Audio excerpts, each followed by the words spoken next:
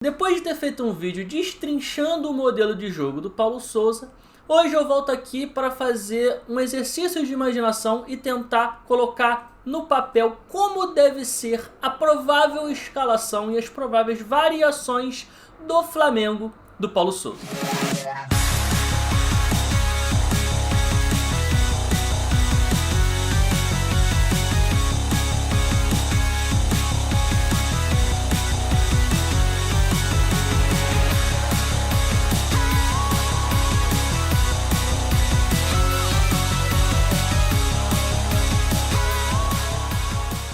Fala galera, Bruno Pet na área para mais um vídeo. E conforme prometido no último vídeo, hoje eu volto aqui para falar aqui de escalação e um pouco mais no detalhe e imaginar dentro do elenco do Flamengo quais jogadores podem ser potencializados, aonde eles podem jogar, quais posições e como que os jogadores que o Flamengo tem à disposição podem se encaixar dentro do modelo de jogo do novo treinador Paulo Sousa. Esse time aqui não é o meu time ideal, o que eu gostaria, o que eu imagino. É o time pensando aqui no modelo de jogo do Paulo Sousa, o que ele pode fazer para encaixar dentro da forma que ele pensa futebol. Então já vamos direto aqui para o campinho para, primeiramente, eu já coloquei aqui o Diego Alves como goleiro, e aí eu coloco o Diego Alves aqui, muita gente pode debater, mas e o Hugo Souza? Bom, como quem viu o último vídeo, entendeu que o Paulo Sousa é um cara que gosta de goleiros que saibam jogar com os pés. O Diego Alves é um cara que sabe jogar melhor com os pés do que o Hugo. O Hugo tem demonstrado muita dificuldade em relação a isso nas últimas 2 temporadas no Flamengo. Então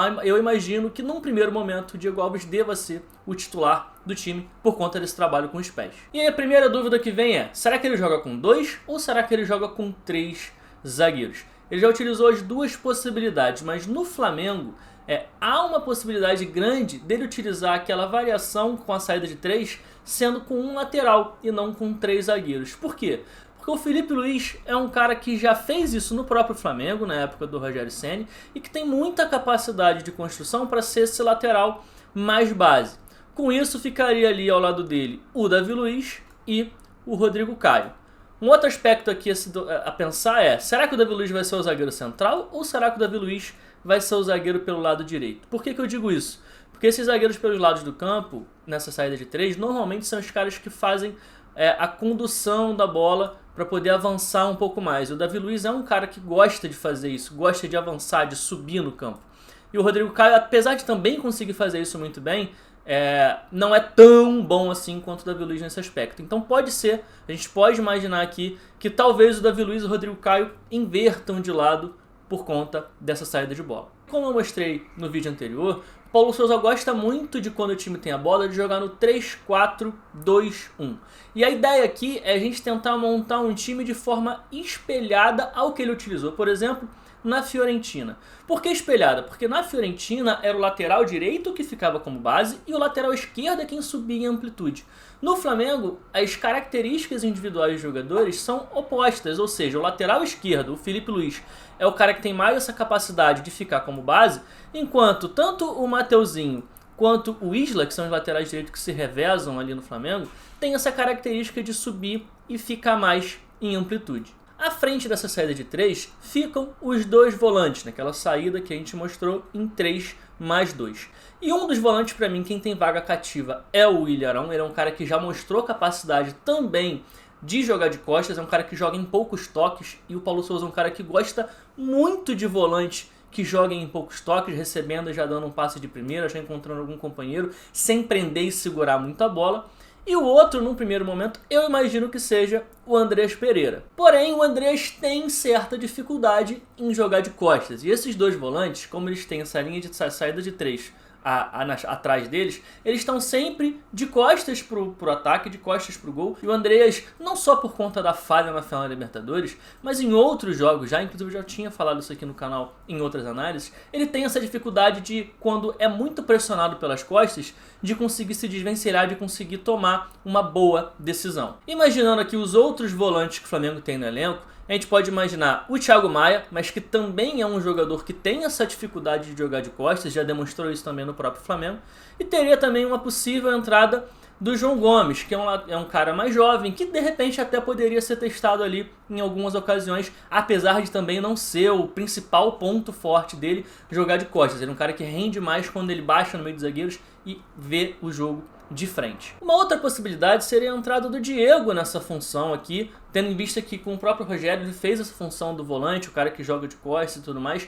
O que pesa negativamente em relação ao Diego, primeiro, é a questão da idade, ele não vai aguentar uma sequência muito longa de jogos como titular, e segundo, ele é um cara que prende demais a bola, que segura muito, ele demora, ele precisa de muitos toques para poder tomar uma decisão e dar um passe para um companheiro.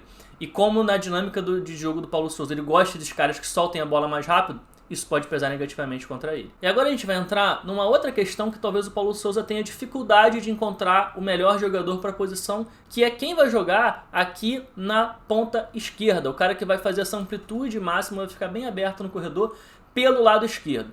Por que eu acho que ele vai ter dificuldade? Porque o Flamengo não tem jogadores com essa característica de ficar muito preso lá naquele lado, principalmente pelo lado esquerdo do campo.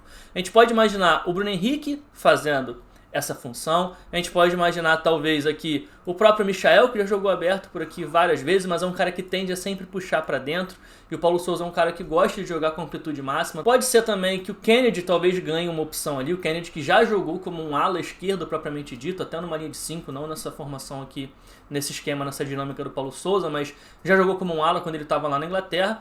E dá para imaginar talvez também o próprio Vitinho, que talvez seja até o jogador que tenha as mais características para isso, porque o Vitinho é um cara que, por ser ambidestro, ele corta muito bem para dentro, quanto corta também para fora. Bom, mas por motivos de hierarquia, eu vou deixar aqui o Bruno Henrique por enquanto, para a gente poder continuar essa escalação e depois a gente brinca aqui com as variações.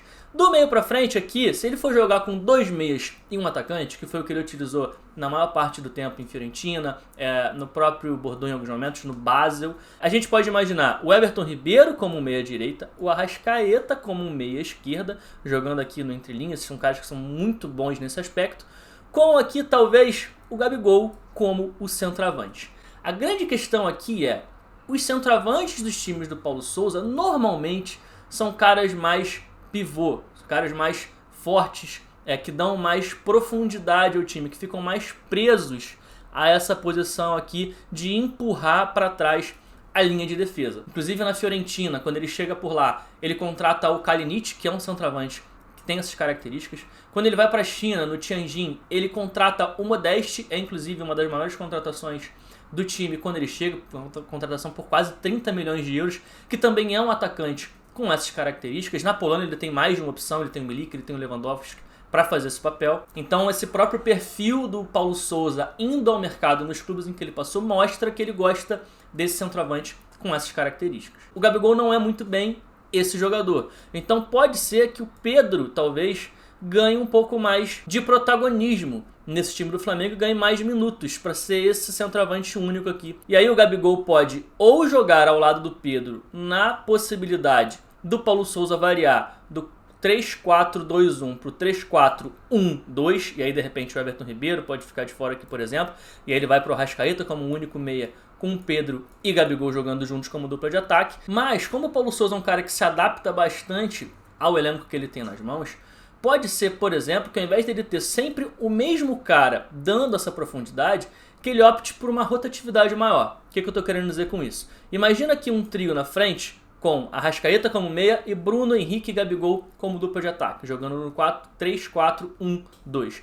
Pode ser que o Gabigol hora de profundidade e quando ele baixa para poder vir aqui buscar o jogo atrás e circular, que ele gosta muito de fazer isso, o Bruno Henrique compensa essa profundidade e fica aqui mais no meio dos zagueiros. Ou se o Bruno Henrique por acaso nesse momento estiver aberto, o Arrascaeta avance e desça a profundidade. Essa dinâmica é algo que já acontece no Flamengo há algum tempo, porque sem o Pedro, jogando com esses três caras aqui, eles sempre se compensam, eles já têm um entrosamento muito forte entre eles. Então esse entrosamento é algo que o Paulo Sousa pode utilizar a seu favor para poder utilizar esses três caras juntos aqui no ataque do Flamengo. Bom, e aí você pode me perguntar, pô Pet, mas aí o Everton Ribeiro vai ficar de fora? É verdade que ele não fez uma boa temporada em 2021, mas eu acho ele um belo jogador, um baita jogador que não pode ser um reserva a temporada inteira, ele vai ser muito utilizado. E uma possibilidade lembra que a gente falou aqui que o volante talvez seja uma posição que o Paulo Sousa encontre alguma dificuldade de encontrar jogadores? Na Fiorentina, o Paulo Sousa pegou o Borja Valero, que era um meia de origem, que jogou muitas vezes com ele, inclusive como meia, e puxou para jogar de volante. Por quê? Porque ele era um cara que tinha essa capacidade de jogar de costas e de jogar em poucos toques.